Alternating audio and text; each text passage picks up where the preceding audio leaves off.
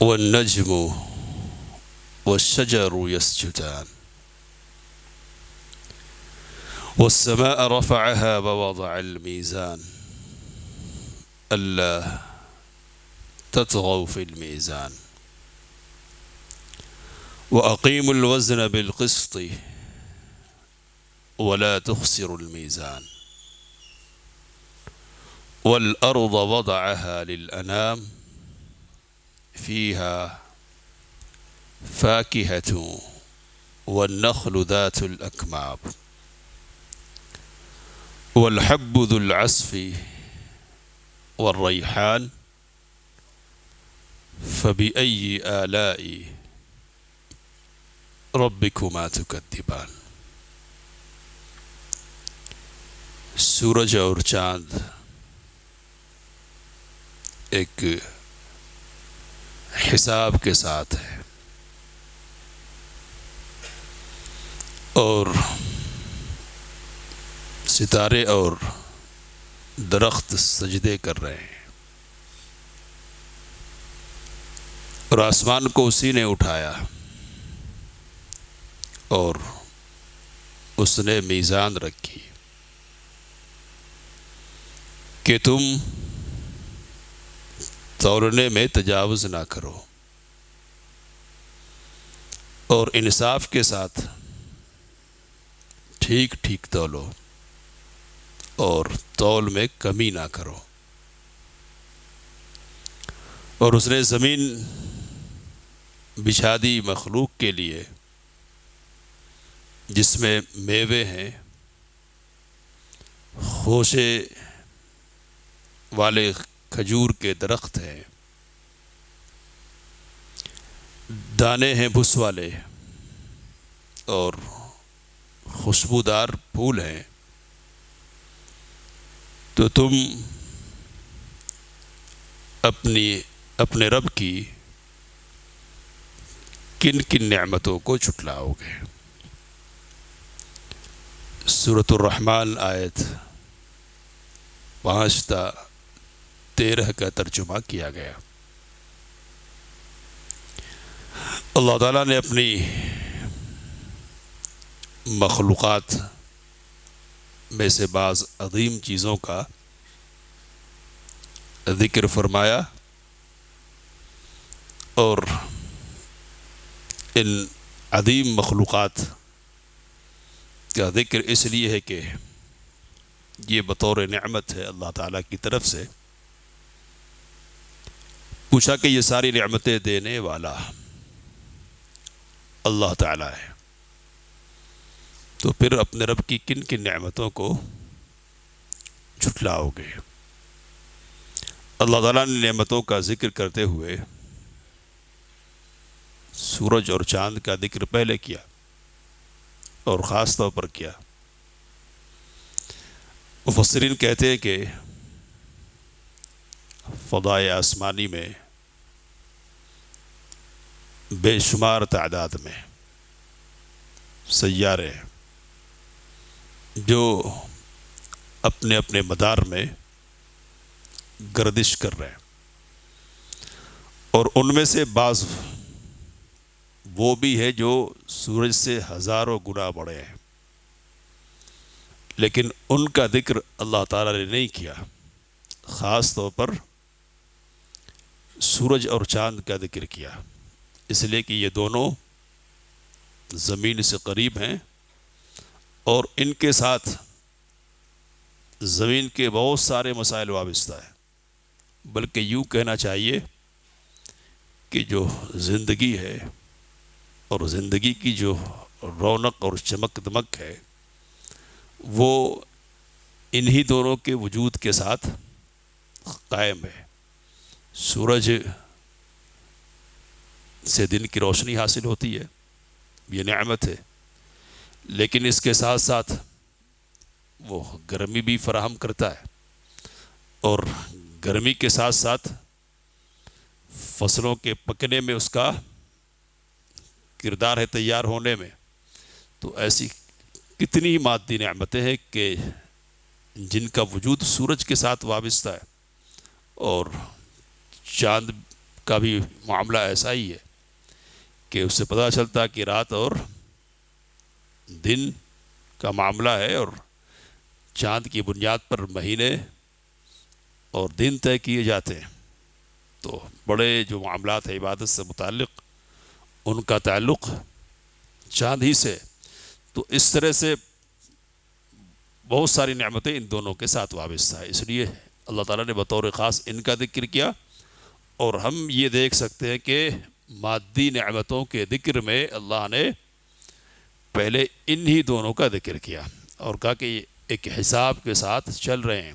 تو جو مدار ان کی طرف کے لیے اللہ تعالیٰ کی طرف سے متعین کر دیا گیا ہے، جو نظام مقرر ہے اس نظام کے ساتھ چل رہے، اور ذرا سی بھی تبدیلی کچھ نہیں ہو رہی ہے، اس لیے کہ تھوڑی سی تبدیلی کا نتیجہ ہے کہ دنیا تہو بالا ہو کر رہ جائے اور زندگی کی ساری چمک اور دمک ختم ہو کر رہ جائے۔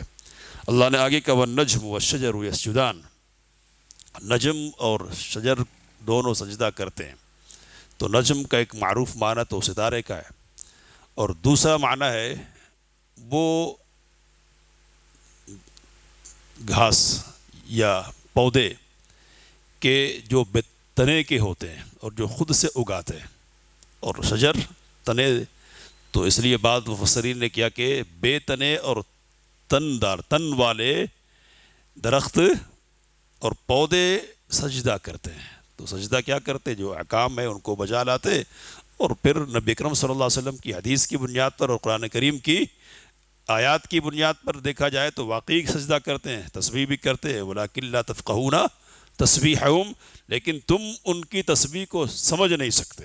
تو وہ سجدہ کرتے ہیں لیکن ان کی کیفیت کیا ہے وہ اللہ تعالیٰ کو معلوم ہے۔ آگے کا وَالسَّمَاءَ رَفَعَهَا، اور آسمان کو اس نے بلند کر دیا۔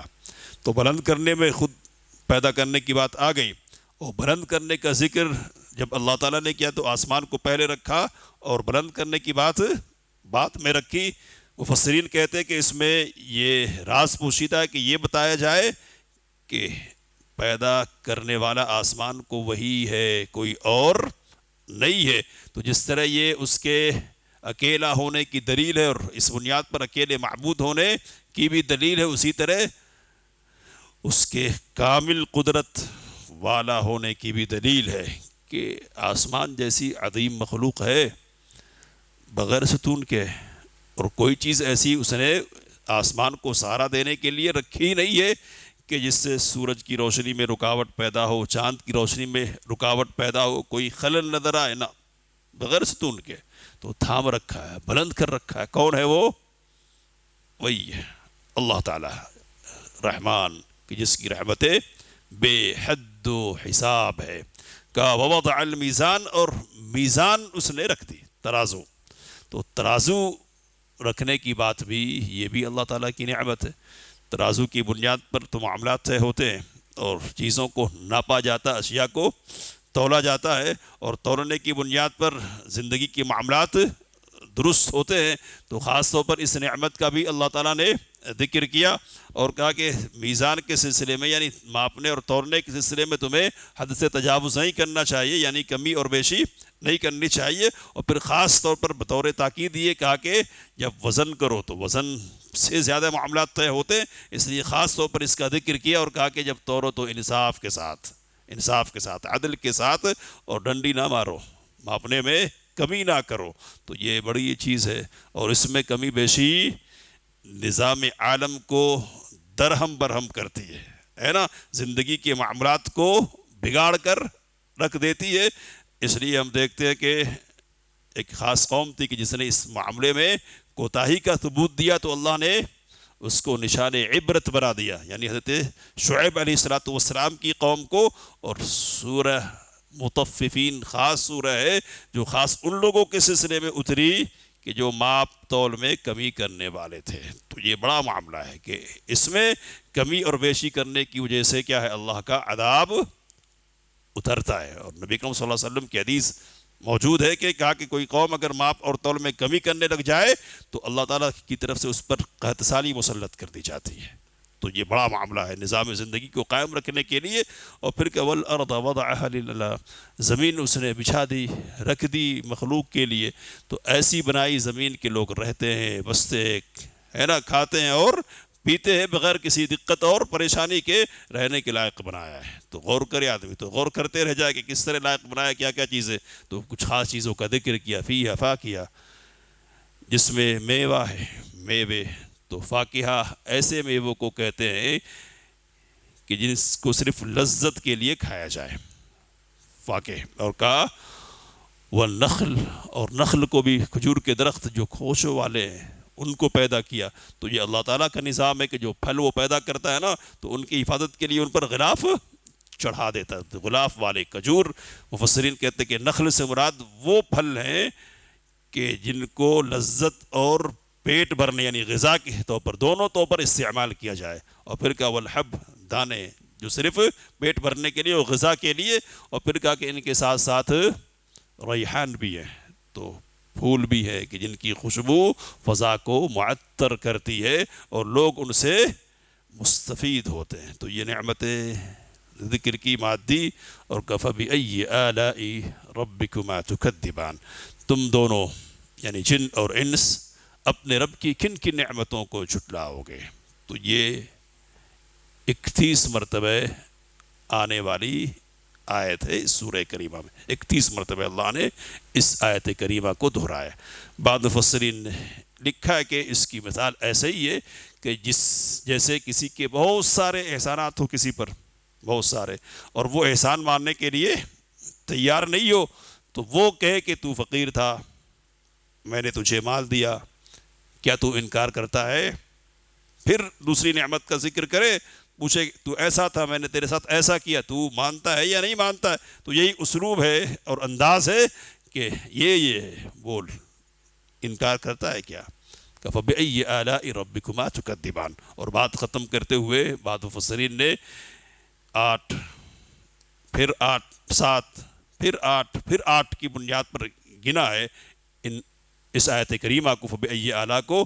تو کہا کہ پہلی جو 8 کی تعداد ہے یعنی فَبِأَيِّ آلَاء کی، وہ اللہ تعالیٰ کی قدرت اور اس کی نعمتوں کے طور پر، ان نعمتوں کے طور پر جو دنیا میں موجود ہے اور جو اللہ تعالیٰ کی قدرت کا بتا دیتی ہے، اور جن کی بنیاد پر یہ بات بھی طے ہوتی ہے کہ اللہ ہی معبود برحق ہے، وہی رب ہے، چونکہ اس لیے وہی عبادت کے لائق ہے۔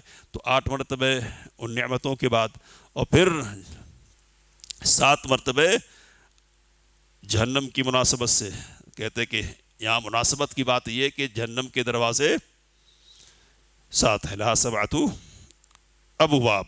اور پھر جنت میں سے 2 جنتوں کا ذکر کیا ہے، تو 2 جنتوں کا نعمتیں بیان کرتے ہوئے 8 مرتبہ، اور پھر 2 جنتوں کا وَمِن دُونِهِمَا جَنَّتَانِ، تو پھر 8 مرتبہ۔ تو ادھر 8 8 16، بیچ میں 7، تو اس بنیاد پر 16 اور 7 23، اور پھر 8 مرتبہ، تو کل 31 مرتبہ ہے۔ کہا کہ پہلے 8 پر غور کر لو، ان کے تقاضوں کو پورا کرو، تو آخر کی 8 حاصل ہوں گی پہلے، اور زیادہ اگر اونچے جاتے ہو نا تو مزید 8 حاصل کر لو گے۔ تو جنت میں درجات کا فرق ہوگا نا، تو ان کی بنیاد پر یہ 8 الگ ذکر کی گئی ہے۔ خلاصہ یہ ہے کہ رب کی نعمتیں ہیں، ان پر غور کرنا چاہیے، اور غور کرنے کی بنیاد پر رب کو ہی عبادت کے لائق سمجھنا چاہیے۔ ایسا سمجھیں گے تو پھر نعمتیں حاصل ہوں گی، مزید باتیں انشاءاللہ ہوں گی۔